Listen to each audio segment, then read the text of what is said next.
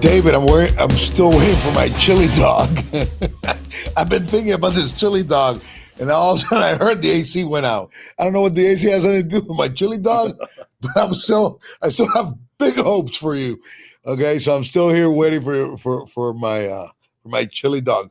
And I know you were telling me that I look different, right? You do. So, right? Last episode, 2 episodes ago, right? you commented on the pink shirt I wore. Yes. Now you're commenting on the purple shirt I'm wearing.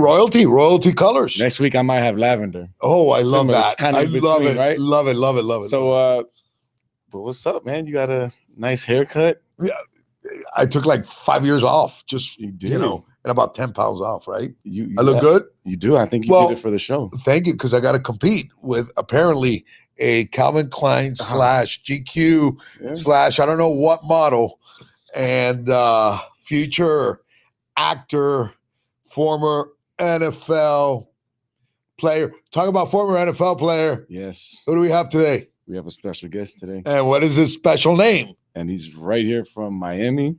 That's right. 83 national championship team. Absolutely. UM. I don't even think he needs an introduction. Mr. Number 99, Julio Cortes. Thank you, guys. My buddy, my brother. We had a good time. Yeah. So when did it start? Let's go back. And it seems like we do this every week. Yeah. I mean, these are really local boys. It's like Columbus. Rockaway Junior High. Rockaway Elementary. St. Teresa. Wachette. Little Flower. Wow. Little Flower. Well, that's Coral Gables. That's where that was my first nursery right there. And then from there, I went to Rockaway Elementary. Yeah. Wow. And you were playing football that time? Or No, never. I was baseball all my life. Yeah. Football came in 10th grade. I always thought, and I know you're going to hate this from me, but I always thought you were a better baseball player. Everybody says that. I mean, this kid would hit, I don't know, 500 for the season, played third base. Talk about a hot corner. Yeah. Yeah. The ball was scared of him. I mean, this guy was just unreal. So, and go ahead. No, I'm saying if that's the case, you play baseball and football at Columbus? Yeah. So I was baseball all my life. What made you gravitate towards football opposed to sticking with baseball? I became aggressive and I wanted to hit people. That's what Miami does to you. That's exactly what it was. I got upset, and I even told my dad, and my dad was heartbroken. Right. He goes, because your dad was a big baseball fan. And I grew up playing baseball. So it had nothing to do with, okay, I have a better chance in this or this. No, I had a better chance in baseball, yeah. So you want to know my opinion? Yeah, go for it. He would have had a 12 to 14-year career in baseball. Absolutely. Well, people say that, but you take away the injuries aspect of it, which is a big part of injury. I've been very fortunate, very lucky that I've been injury-free in a game like football. Right.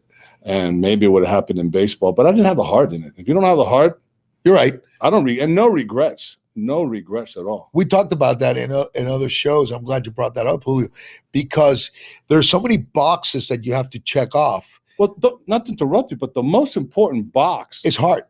Is the heart. But for me, was an education, believe it or not, was to get a degree. And if I would have gone to baseball, none of that would have happened. Because you would have gone straight to I would have gone straight out of high school. I was drafted out of high school. Who were you drafted by? The White Sox. Wow. Ozzie Guillen. Really? Was one of the recruiters that recruited me when I was in high school. Yeah. So anyway, I didn't like to play baseball. I was bored with it. I had done it all my life, but football was different. Yeah. You had to hit someone. What'd you say? Oh, okay. Let me tell you. I got you. I'm proud to say that I've watched probably a lot of your games. Yeah. Didn't you wear my jersey a couple times? I did. I did have like pajamas with my name on it? Oh, yeah, to impress the girls. I had to impress the girls. So I said, Julio, can I borrow the 99? And I want it back. Okay, I'm going to give it back to you. By the way, it shrunk. It's because you grew? Or did the shirt? No, I grew like this. Did the nylon shrink? Oh, man. Oh, my God. But, I think the funnest time, I mean, we have fun in Columbus and we have fun at UM. But you were on that 83 team, all right, at University of Miami, the first championship. And there's stories. I just want to, I want to make sure we're going to do this. We're going to confirm these stories because, a lot of them could become rumors and then people exaggerate the story. What happened in the tunnel? Oh, the tunnel. Oh, wow. Not the tunnel with the girl. No, the no, tunnel the while you were Notre Dame. playing. Yeah, You know, that's say that story. the truth is Yes, that, this that is whole the show week. is called The Ugly Truth. So Okay. good, Is this bad, what or it's called? ugly. Yeah, Okay. that's what it's called. Oh, So I thought this was a Spanish guy. Sí, como no. What's anyway, we're playing Notre Dame in Notre Dame, but that whole week prior to that, they were saying stuff about the U. Right. Whether we were convicts or criminals is beside the point. Right. But they were saying these things. And Howard Schnellenberger was a master. He would put this stuff in our locker room, and I would come in to get dressed, and he would have something pinned on the back of my locker room. This is what they think about you, Julio. and then they would put it in Spanish. Usted es una persona mala. I mean, all these things were being. Wow. So he would work us. Talk about the art of So manipulation. also, we get to the game, and guys, we walk out of the tunnel, or excuse me, out of the locker room into the tunnel, and we're about to walk through the uprights. And all of a sudden, the door on the other side opens up. The other locker room opens up. And Notre Dame spills out, and they're 5 feet in front of us. And that usually doesn't happen. It never happens. And it hasn't happened since. Because what happened after that was a 10-on-10, 15-on-15. Some guy was saying, hey, Cortes, you know good. You know good. With an accent and everything? Yeah, look, an Irish accent. And all I know is that we just started swinging, and it was over. And then they get us down through the tunnel. We go through the uprights, and we go to our side of the field. But now Notre Dame's going berserk. All the leprechauns and the fans are coming down to the field. So here comes Notre Dame. By the way, when we sat down, the fans started pelting us with dimes, nickels, and batteries. Mm-hmm. We had to put our helmets on. And the old stadium, they were right there behind you. Uh-huh. Right there behind you. Right there, yeah. So we had to get up and walk away onto the field, and now comes Notre Dame. And as they start coming through the tunnel, the fans come down to the field, and they push the team towards straight our into side. Notre Dame. Right. Now we have nowhere to go. It's a good excuse, right? We had nowhere to go. Hey, you don't need an excuse, but go ahead. All I know is we took off a couple helmets, and we just took out a couple gold kneecaps. And dude, it was 15-on-15, 20-on-20, and the game hadn't even started yet. It was so good. Listen, I get excited. Hey, it was the most physical game I've ever been involved. Yeah. Oh, I can only imagine. I got punished because the tight end they had was a guy named Mark Bavaro. Oh, I remember. Yeah. Who was a I beast. remember. Right? I hit this guy with everything, and he looked at me and he said, "Is that all you got?" I didn't realize he went to Notre Dame. I had to play him all day, man. That guy threw me everywhere. I'll admit it. I was like, timeout. Can I go to the other side of the field? This guy had me everywhere, but we won. That's awesome. We won. Yeah. And then after the game, we start walking the campus. Uh-huh. Kozar, Kenny Calhoun, Eddie Brown, not Irvin, but a couple of these guys were walking the campus. I hope I don't get in trouble for this, but the fans were following us. Oh shit! And getting in our face. Yeah. And they started pelting the bus. So as we're walking the campus, they had these little leprechauns and little statues everywhere. We were You started kicking a leprechaun? Yes, kicking the leprechauns over. Yeah, this was and then it happened a second time again 3 or 4 years later. Oh my God! As a kid, I remember those rivals, the Notre Dame, Miami. We talked the talk, to be honest with you. We did talk a lot. We had some guys there that were Yeah, but you straight from backed it Liberty up. City, man. You And backed it up. We talked it, but we walked it. Yep. And no doubt. There was no fluff there. That's what Miami was awesome. Yeah. Bad boys. Yep. Huh? Yeah. You started the whole thing? They're all local guys. All local guys? What did we call it last week? The state of Miami? The state of Miami? Yeah, there's so much talent in South Florida. Yeah. What's happened is that we've lost a lot of to other teams that come down here and recruit. Now we Right. Yeah. We need Miami needs to have local coaches, people that know, like your Arquijos. Yes, you're right. Who were there in the past and who know the history, who knows Right. what it takes. Your Ray Lewis's, they all come back and visit, Yeah. but unless you have the program on the same page. Yeah. Ray Lewis is doing great, by the way. Now that you mentioned, but Yeah. yeah. So after UM, you got drafted by the Seattle Seahawks, right? I went as a free agent, 10th round to the Seattle Seahawks. Yeah. Wow. Yeah. And how was that? It was awesome. I made the first squad, the first travel team, I think they called it, special teams. Right. And it was awesome because the special teams, it was the best. We would have our own little competition on special teams. Yeah. Whoever got the ball first got $500. We had this thing called Dash for Cash. And we got paid well, but that Dash for Cash is when you got paid on the side for special things on special, like UM used to do. Yeah, exactly. Exactly. They're college players. Yeah. So Brother Kevin never did that at Columbus, though. They never. Not with me. Not with you. He kept me from getting thrown out, though. when you first went to the league, in college, you left, you were like probably one of the best guys on the team.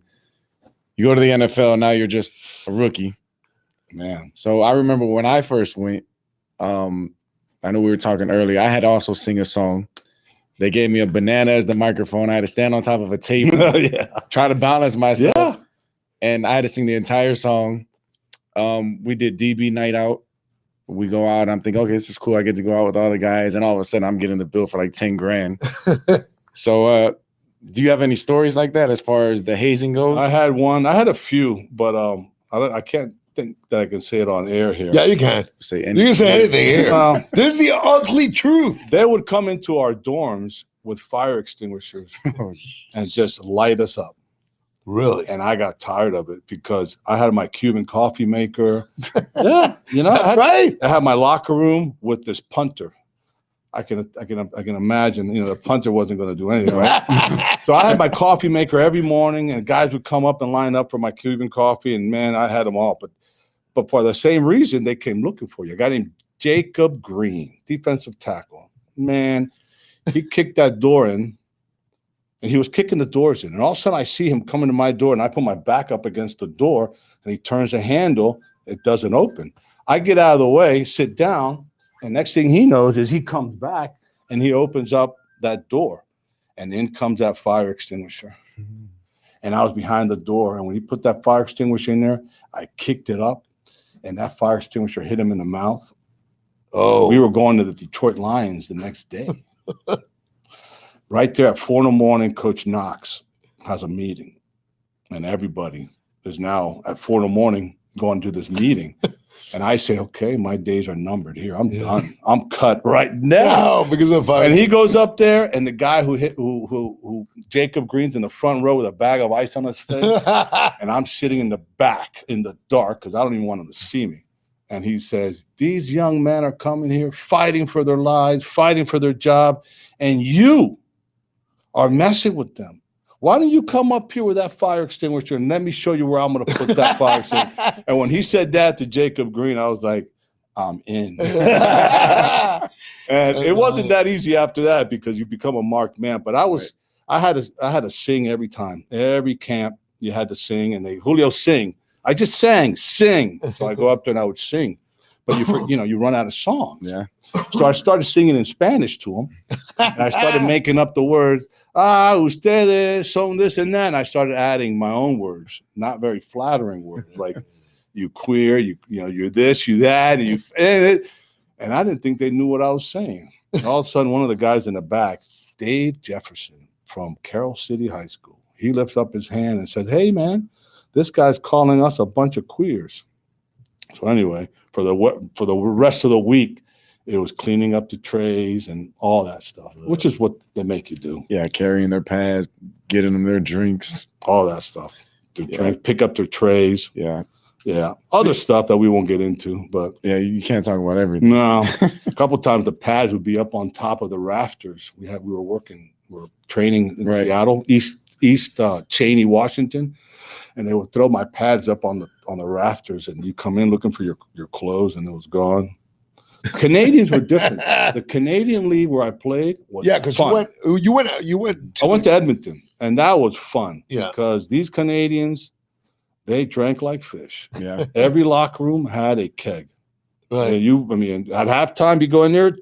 Oh, I love it. Drinking at halftime. Sit down and draft. I think that's like rugby. My biggest. Remember visiting, we played Auburn in the Meadowlands. And the next day was the Steelers were playing the Jets in the Meadowlands. So Kozar gets some passes to go see the Steelers. Right. Now, these are the old Steelers, right? Yeah. First person I see, Jack Lambert. I'm like, that's it, dude. That's all I wanted to see. Right. I see Jack Lambert, and he's got a beard. He's got a beer in his hand, dressed in shorts and grays. He's got a beer in his hand, and he's got a pack of Marlboro rolled up in his sleeve. Like 4 hours before kickoff. I don't know how they did it. So that's a complete different aspect of how football is now. Guys smoking cigarettes and beers. So how do you think the game has evolved now compared to back then? Like, it was way more physical then because there really was no rules. Just stay inside the white lines was it. Yeah, I made it because of my speed and because of the tenacity. Right. You couldn't do that now. I see the guys. I go to the U. Yeah. And I talk to these kids, and I see the size of them, and I see what they're benching and what they're squatting. You can't give talent, there's no doubt, but if they have a little bit of talent with all that other physical performance that they have, it's incredible. I could not play in today's college level, much less the NFL. I think personally, That's crazy. I hope it happens because then I'll go play baseball now instead of. Listen, you should be motivated. We had right before you, we had a 40-year-old fighter that just Amazing started his career, basically. Amazing that he's that incredible. Yeah. There is a story that I want to bring up. These stories, they get old. As you get older, they get better. They get better, yeah, because you start adding stuff. I didn't shoot the guy though, by the way. Right? No, you didn't. No, you put a rock through his window this big. I'm not going to It wasn't that that story. big though. No, yes, it wasn't was. that big. Well, it's years later. It started like this, and I was It grew. The rock grew. The Gator story. I wanted to know the Gator story. What'd you do with the Gators? What, the dead gator? There you go, the dead Gator. Man, this was passed on. Okay, I get a room.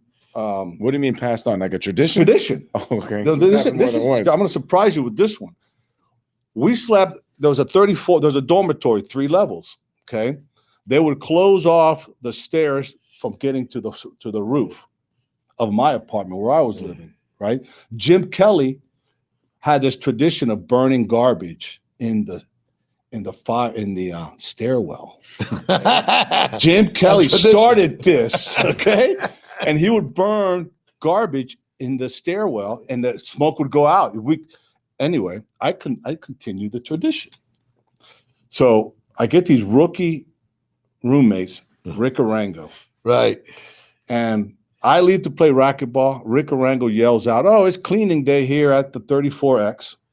Next thing I know, he's cleaning up the apartment with boxes of pizza, beer cans, beer bottles, furniture, wood paneling. Things that shouldn't be going in there, he was shoving it in there. I leave, I come back, and I look up, and I see a trickle of smoke out of that stairwell.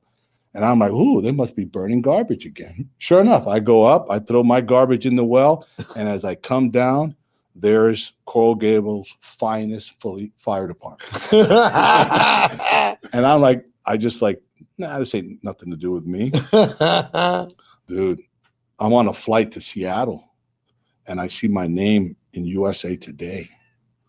Oh, shit. Looking at felony first degree. You're a kid. Janet Reno, the district attorney, wants my head on a platter. Oh, shit. I'm like, dude, I was playing racquetball. I didn't even do this. But I was the only senior in that classroom. Oh. I had all these other freshmen. And when the police showed up, they said, "What's going on here?" "Oh, this is Julio's room." That was it. Where's Julio? He's on a flight. Well, they found me. Conspiracy on information. Yeah, too much. That was that one. So Julio, what are you doing now? What are you doing now? Like in your life? I do a lot of years ago. I didn't know what I was going to do. Yeah. Tony, you know. Yeah, I know. We don't know what we're going to do. So I got into local real estate. That went really well. Meaning South Beach before it was South Beach. You know. Right. I remember. The Grove before it became the Grove. Right. I remember that too. So that all went well. And I sold a lot of those pieces and I went to Costa Rica 20 years ago. Wow. And I've been buying land down there. And I just got back last week. and it's a beautiful place, and it's where I'm at right now. I've got a lot of investment. What do you have going on there? I know that you're Land. I've got a lot of land that I own, and Right. I've got some cabins on some other pieces of land that I flip them. I'll fix them up and put water to it, electric Nice. to it. and so you're doing that now. Yeah, that doesn't go away. That's just you hold these properties and they're out there for sale Right. all the time. And- But then I've got Medicare. My insurance is what I do. I do Got it. insurance. I have a brokerage, an insurance brokerage, Okay. and it's Medicare insurance. It's going well for you. That's fantastic. But you're not here. You're in. You're living where? I'm on the West Coast, Got it. Sarasota. A lot better in Miami, huh? Miami For just, you, Miami for your just health, for your health, my well-being. for your well-being. Yeah. It's always good to come here, and I find where I came out of, and it's just not for me anymore. No, I can't do it. and I know that you've been through a lot in your life. Well, I was a convict, like you guys were talking. I know you had an incident. I met Would you God in jail. Are you okay to talk about that? Yeah. All right, great. What happened there? The last time was How many times? well, just too many times. Too many. Really? Yeah, too many times. Too many stupid times. Fighting and stuff like that is what it was for. Always. Even at an older age, I was just fighting, man. So what happened? So The you go last to jail. one was the last one was just I was a How long ago divorce, was this? 7 years ago, 8 years ago. All right. The last time, and I went to my house, and my wife was in there with a man, and I'm surprised that I came out of it, that no one got killed that day. Yeah, I'm surprised too. Yeah. Knowing you. Me too. Yeah. So, you think God had anything to do with that? Maybe not at that moment. I think he let me know that this was not the right woman for you. That's the first thing he let me know. But in that jail, I remember how useless I was and how I had no one to go to. I was in in Sarasota. I didn't know anybody. Didn't have a number to call. And I just realized I got nothing here. Lord, God, I hope you exist. Yeah. And if you do, I need your help. And he did.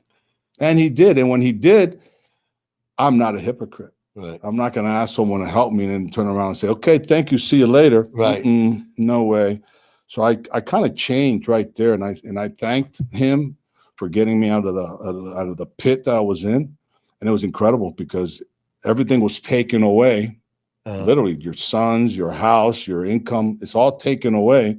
And then by his grace, it's given back, and not only given back, but it's like 10 times. So would you say you're born again?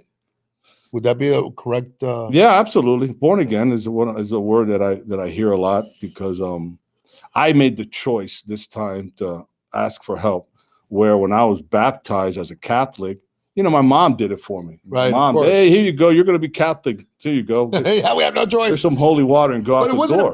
It wasn't a bad gig for you because, see, you could sit all week and then we could go to confession and we could tell our confessions to the priest. No. And, 10 Hail Marys, 10 Hail Fathers. I know. And we can start again. It's like a clean slate. Yeah. But it didn't work for you. No, and it's a little different because I went to a Catholic high school, but I'm not a Catholic. I consider myself a Jesus Christ follower. Awesome. A person of Christ, a child of him. And why do I say that? Because I remember going to Columbus High School and the fathers and the brothers would talk to us about the Bible. They would read it to us. But you know what? I want to read it. Right. Don't tell me what it says. Don't tell me what it tastes like. Don't tell me what I'm looking at. I want to do it. Right. So once that hit me and I started looking into things like that, it was like, wow. And it just once he revealed himself, once God said, look, I am who I am. And I remember running the bases once when I was like 8, 9 years old. And I remember Orestes Estrada, Miami boy. Oh, I remember. Orestes. Big O. Big O was firing aspirin. He was throwing BBs, baseball. And I went up there for the first time. I see this big black kid on the mound throwing BBs. And I remember, God, I hope I hit this ball. I was 9, 10 years old. Wow. I hope I hit this ball. And I hit that ball. And I remember running those bases and yelling, he's real. He's real. He's real. Like that. And I never followed him, though. I never cared. And you did that because you prayed that you would hit the ball. Yeah, because I wanted to get a hit, and I hit it. against the most dominating pitcher at that time at 9 years old was Orestes. It's really refreshing. It's awesome to hear you say this because, as you very well know, I was also in prison, and I had several experiences, but one in particular, made me basically turn to him and say, "Hey, listen, same thing that happened to you. If you're for real, I need you now." Either. And I can't believe he even came. He even answered. I mean, why would he answer me? I have no idea why he would answer me either. Amazing. But he's always there. So and so I did. I asked for help, and there was. So you know what I do now, Julio? When shit gets difficult, basically I stop, I pause, I look up, and I say, "Hey, you got this? All right, great. I'm out." That's it. He wants you, and that's it. He wants you to trust him. It's amazing, right? And that was part we were talking about. Our guest previous, we were talking about that because he also, had a little stint in prison, and it's really great. It's better than therapy. It's better than spending money in psychiatry and all these other therapy crap out there. So, one of the things that we talked about was that we were able to embrace who we are, and within that, our relationship with the Lord and or with your higher power, whoever you want it to be. But in my case, and in Julio's case, with the Lord, and this is part of that change, that process. I think that's why we're still here, right? Oh my goodness! I mean, I was so wicked. I was doing and saying things to women and to everybody. It was foul. It was foul. And I look back now, and I don't say the words that I used to say. Good. And that's a great indication to me that he is in my life, and that's awesome. He really has. And it's not for everybody, I guess. I don't know who it cannot be for, because that's terrific. I had everything and I lost it. Well, I got it back. I think your spirituality is a testament of who you are now and of what you've accomplished. And I think it's wonderful, because I swear to you that since I know you all my life, I said, is Julio going to make it past 40? Is Julio going to make it past 50? I was worrying about 18. I remember, if I can make it to 18, that means I'm okay. I got so many stories about this guy. I mean, it's crazy. But I don't know if you have any questions for us, Julio, for myself, or for Nick, your former NFL colleague. And if not, I want to thank you for coming out and joining us. I wanted to set the record straight about the tunnel. Yeah. And who started that whole thing? I didn't start it. Okay. Let's just be sure. I didn't start it. Let me add to it. You feel the fire. The running back was named Alan Pinky. Right. That was the running back. Here's what happened. He had an uncle with him in the tunnel. You're kidding. And he started bad-mouthing us to the Hurricanes. And he mentioned number 99, Cortes, good. That's what started it. Because one Dolphin game, I was there with Kozar, and Jerry Faust was the coach of Notre Dame. He's there. And Jerry Faust comes up to me and says, "Oh, so I hear you're the one that started the fight at the tunnel." And I go, "Coach Faust, it was your guys." And he goes, I know. So they started, but you ended it. We won. We won. They wanted the game and the tunnel. We won. That's great. Well, thank you for coming out. Absolutely. Thank you. Safe travels. I love you, my brother. Good seeing you. Awesome.